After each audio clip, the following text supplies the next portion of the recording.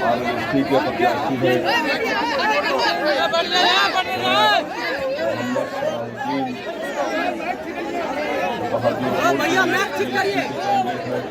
मैं ठीक करिए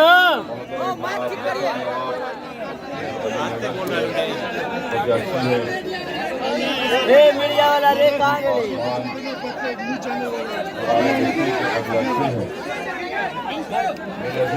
यार मोबाइल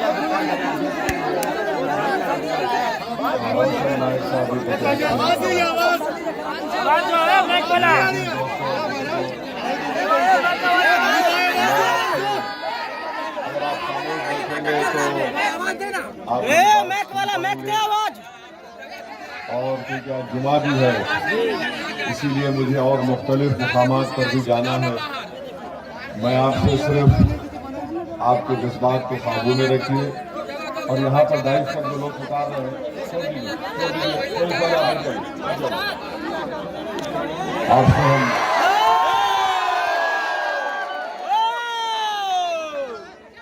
अभी हमारी बात सुनिए, उसके बाद नारे लगाइए क्योंकि जुमा है, मुख्तलिफ बुजुर्ग आए हुए हैं, सबको जाना है। बिल्कुल सही बात है। मैं आपसे गुजारिश करने आया हूँ कि आप जानते हैं कि मजलिस इत्तेहादुल मुस्लिमीन का जनाब उपेंद्र कुशवाहा साहब के साथ, जनाब देवेंद्र यादव साहब के साथ और हम तमाम ने मिलकर एक डेमोक्रेटिक सेकुलर अलायंस फ्रंट बनाया है, जिसमें हमने ये तय किया कि जनाब उपेंद्र कुशवाहा साहब बिहार के नए मुख्यमंत्री के उम्मीदवार के तौर पर हमने पेश किया।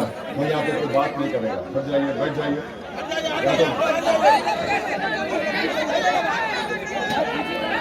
और हम आपसे गुजारिश करने आए हैं कि यहाँ पर जिन प्रत्याशी का उम्मीदवारों का नाम का ऐलान किया गया है, आप तमाम से रमन गुजारिश है कि आप इनके हक में अपने वोट का इस्तेमाल करिए, इनको कामयाब करिए, ताकि बिहार में जो पिछले 15 साल से नीतीश कुमार की हुकूमत है और उससे पहले बिहार की जनता ने आरजेडी को 15 साल दिए।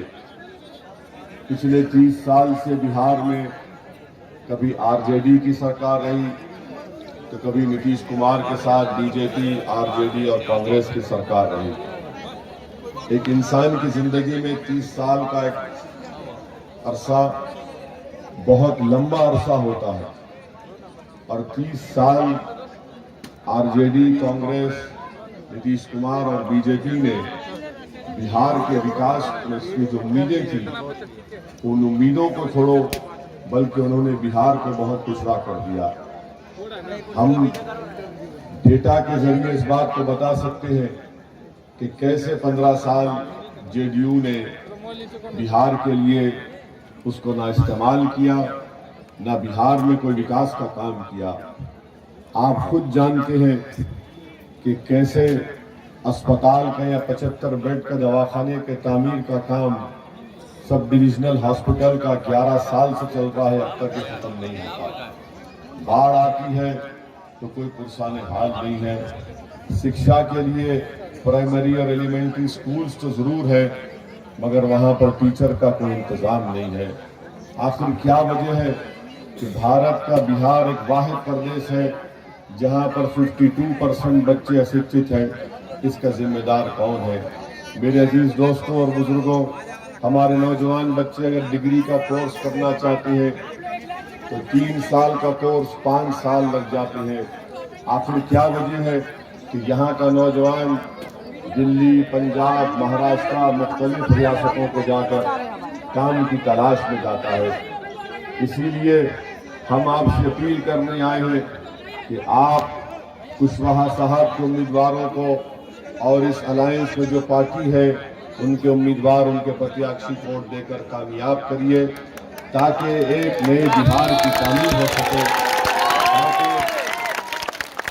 जो काम शिक्षा में नहीं हुआ, अस्पतालों के जिम्मे में नहीं हुआ, ये अहम काम है जिसको करना बेहद जरूरी है। आपके पास कल तक कोई विकल्प नहीं था, कोई अल्टरनेट पॉलिटिकल प्लेटफॉर्म नहीं था। आज मजलिस इत्तेहादुल मुस्लिमीन उपेंद्र कुशवाहा साहब के साथ आपको एक विकल्प दे रही है और आपसे गुजारिश कर रही है कि आप इनके उम्मीदवारों को प्रत्याशी को वोट देकर कामयाब करिए। मैं जानता हूं कि मुझ पर उंगलियां उठाई जाएंगी, मुझ पर तनकीद की जाएंगी, मगर ये बात बिल्कुल सच है कि नीतीश कुमार के दौर में आज ये गरीब को अगर शौचालय बनाना है तो उसको वो शौचालय उस वक्त तक नहीं बनता जब तक कि वो गरीब 2000 की रिश्वत नहीं देता। प्रधानमंत्री आवास योजना में एक गरीब को अगर घर हासिल करना है तो उसको 20,000 की रिश्वत देनी पड़ती है। नीतीश कुमार के पास कोई जवाब नहीं है। यही अहम बातें हैं जिनको आपको देखकर वोट देना है। आरजेडी को आपने 15 साल मौका दिया और 15 साल में एक परिवार के दो लोगों को आपने बिहार का मुख्यमंत्री बनाया। अब बिहार में बदलाव की लहर चल रही है और मैं जहां कहीं भी जा रहा हूं, लोग आरजेडी, कांग्रेस, नीतीश कुमार और बीजेपी से तंग है। वो ये देख रहे हैं कि इसका मुतबादिल क्या है, इसका विकल्प क्या है। इसका मुतबादिल और विकल्प जनाब कुशवाहा साहब हैं।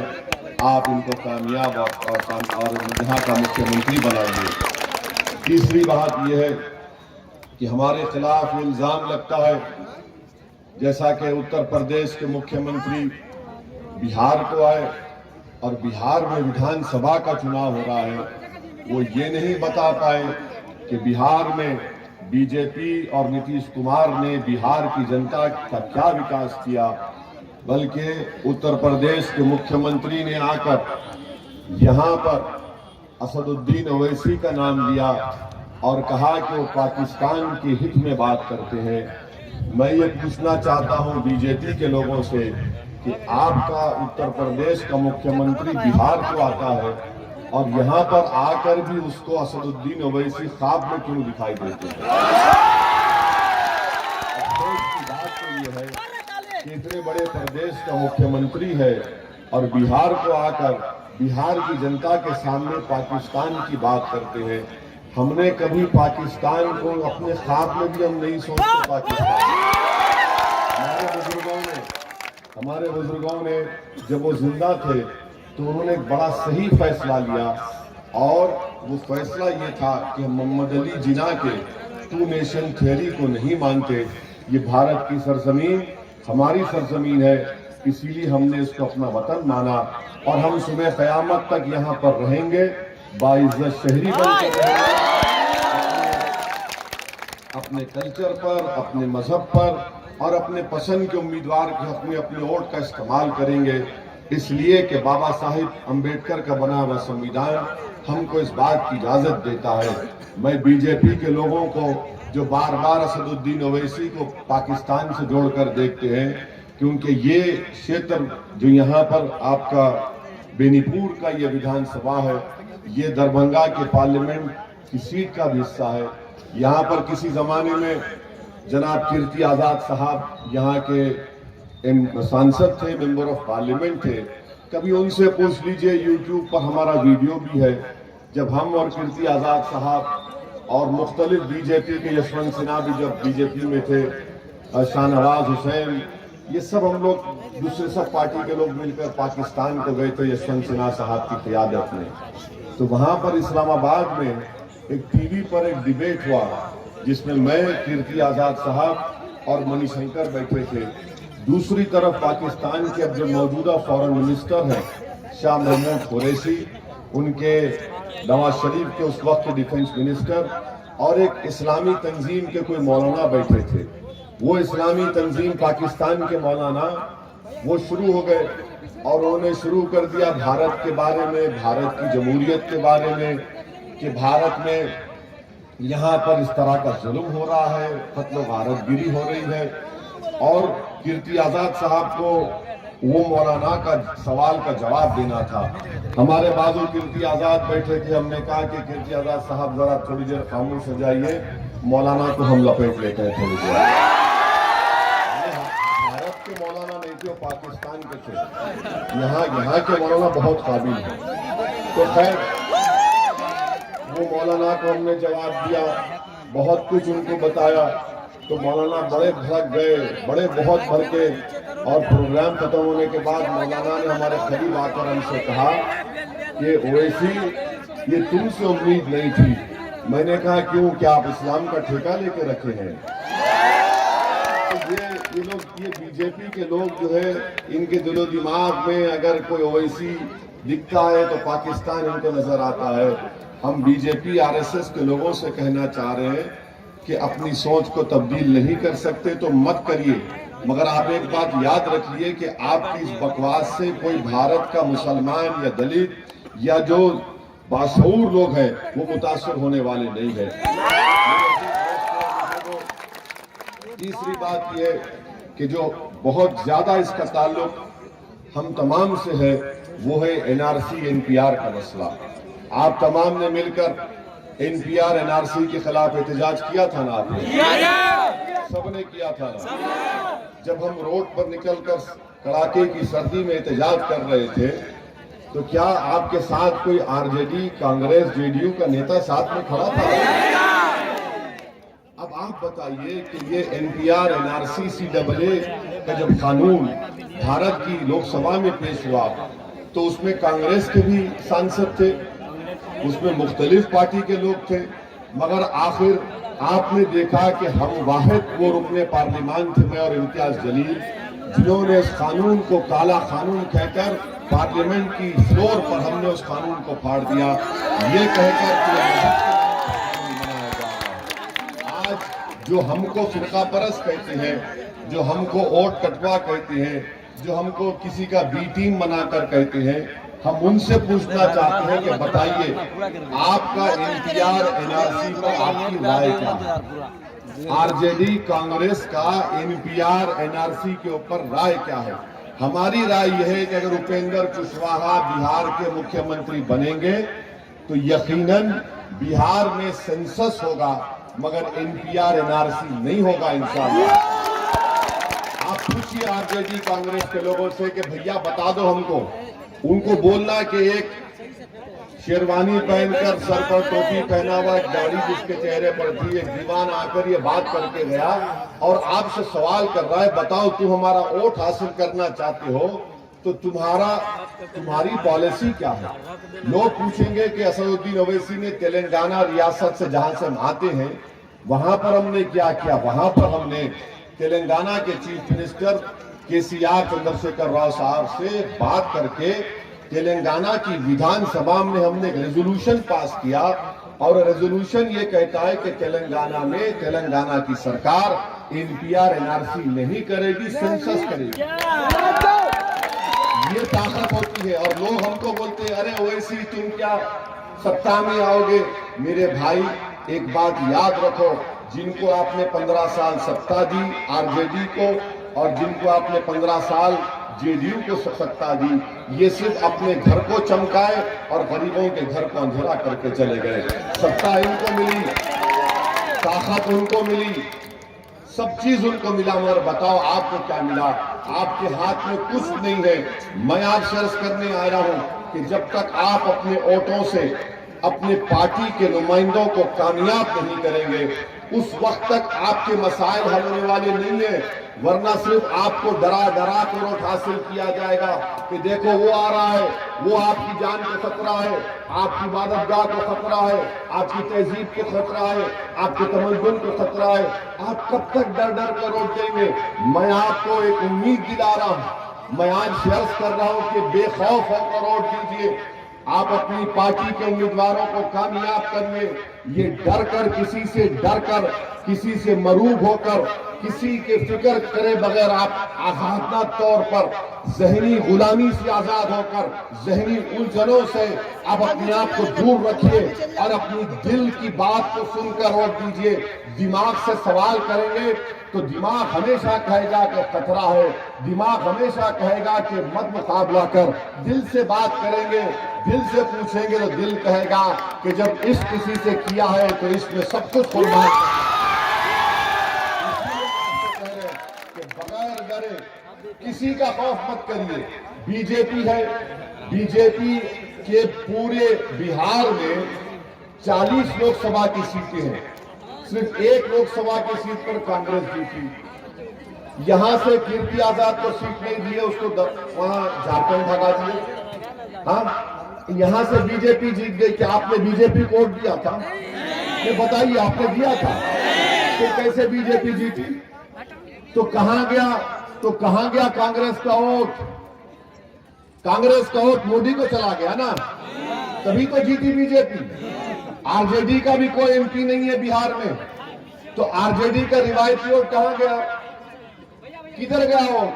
आरजेडी बोलती माई माई माई माई, इतना एम वाई बोला, अब इसमें से वाई कहां गया? और हम ही रह गए। क्या हम सेकुलरिज्म के क्या गुलाम हैं कि झंडा हम जिंदगी भर लेके जाएंगे सेकुलरिज्म का? हर बार नहीं, आपकी जिम्मेदारी है। अरे मेरी जिम्मेदारी नहीं है, तुम उठाओ उसको। अब मैं उठा कर जमीन के अंदर धस चुका हूं। हमारे स्कूल में बच्चे नहीं है, और मैं चैलेंज के साथ कह रहा हूं कि अगर 15 साल आरजेडी को, 15 साल नीतीश को मिले तो बताओ तुमने मुस्लिम अकलियत के लिए क्या किया? भारत के संविधान में, भारत के आईन में आर्टिकल दफा 30 है जो तालीम के इसके है। अब बताओ आपने क्या किया? भारत के संविधान में राइट टू इक्वालिटी है कि सब मसावी हैं। यहां पर कहां मसावत की बात हो रही है? यहां पर कहा जा रहा है कि हमको एमएलए बनाओ और तुम हमारी गुलामी करते रहना, हम तुम्हारी जान बचाएंगे। ये नहीं हो सकता। मैं इस मिजाज को तोड़ने के लिए आया हूं, मैं इस सोच को तब्दील करने के लिए आया हूं। अब तब्दीली ये होगी इंशाअल्लाह कि आप भी एक कुर्सी पर बैठेंगे और दूसरा भी एक कुर्सी पर बैठेगा। हम एक दूसरे के सामने बैठकर बात करेंगे, हम ना नजरें झुकाएंगे ना गर्दन को झुकाएंगे। इसीलिए उपेंद्र कुशवाहा ने कहा कि अगर आप आरएलएसपी को, उपेंद्र कुशवाहा साहब को मुख्यमंत्री बनाएंगे तो वो अकलियतों से भी, मुसलमानों से डिप्टी चीफ मिनिस्टर बनाएंगे और उधर आएगा इंशाअल्लाह ताला। उन्होंने कहा कि ओबीसी से भी किसी को बनाया जाएगा। ये काम करना है, जोड़ने की जरूरत है, हिस्सेदारी की जरूरत है। ये कब तक सिर्फ आप वोट डालने वाले बनेंगे? वोट लेने वाले भी बनो। आप सिर्फ वोट डालना जानते हो कि नहीं जानते? आप तो सिर्फ ये बोलते कि वोट डालो डालो, हमको डालो, हम तुम्हारे माई बाप हैं, हम तुम्हारे मसीहा हैं, हम तुम्हारे ऐसा करेंगे, हम रमजान में एक मरतबा इफ्तार की दावत करेंगे, 16 घंटे मैं भूखा रहता हूं अल्लाह के लिए, मेरे मुंह में खजूर घुसड़ते हैं और बोलते सेकुलरिज्म है। सेकुलरिज्म ये नहीं है, सेकुलरिज्म ये है कि अगर तुमको ताकत मिली तो मुझे भी ताकत मिलनी चाहिए। सेकुलरिज्म का मतलब ये है कि अगर तुम्हारे बच्चे स्कूल में पढ़ रहे हैं तो मेरा बच्चा भी स्कूल में पढ़ना चाहिए। सेकुलरिज्म और मसावात के माने ये है कि अगर तुम्हारे पास आमदनी में इजाफा हो रहा है तो गरीब को भी कुछ मिले। ये होना चाहिए। हिस्सेदारी की हम बात कर रहे हैं, इसीलिए हम आपसे गुजारिश कर रहे हैं कि आप अपने आरएलएसपी के तमाम जो पार्टियां फ्रंट में है, अलायंस में है, इनके अपना वोट दीजिए। और मैं हमारे रुकनुद्दीन शमसी जो हमारे मजलिस के सदर हैं, हमारे वक्ता हैं, इनका भी शुक्रिया अदा करता हूं और उनसे कहता हूं कि काम करते रहिए, हिम्मत को और अपने हौसलों को बुलंद रखिए। इंशाअल्लाह ताला जरूर हमको कामयाबी मिलेगी। मुझे और भी काम पर जाना है, आप हमारे लिए भी दुआ करिए, क्योंकि हमारा हाल ऐसा है कि फंस गई रजिया गुंडों में, सब हमको निशाना मार रहे हैं। अगर ये कोई नहीं बोलता, ये कांग्रेस, सुनिए, ये कांग्रेस के लोग, इनका एक ही 1 पॉइंट फार्मल, ओवैसी आया है, ओवैसी वो करेगा। अरे कांग्रेसियों, ये भी तो बता दो कि तुम महाराष्ट्र में शिवसेना के साथ सत्ता में हो या नहीं हो। महाराष्ट्र में शिवसेना, उसका जिक्र श्री कृष्णा कमीशन की रिपोर्ट में आया कि बाबरी मस्जिद की शहादत के बाद शिवसेना के लोगों ने क्या किया था, बल्कि श्री कृष्णा रिपोर्ट में लिखा गया कि बाल ठाकरे ने जनरल का अदा किया और आज उसी शिवसेना के साथ कांग्रेस सत्ता में बैठी है और हम पर उंगली उठा रहे। अरे कांग्रेसियों, हम तुमको आईना दिखा रहे हैं तो तुमको अपने उस आईने में अपना चेहरा बदनुमा दिख रहा है। यकीनन तुम्हारा चेहरा वही तुम्हारा असली चेहरा। बहरहाल आप मुस्तैदा तौर पर अपने वोट का इस्तेमाल करिए। अस्सलाम वालेकुम, शुक्रिया।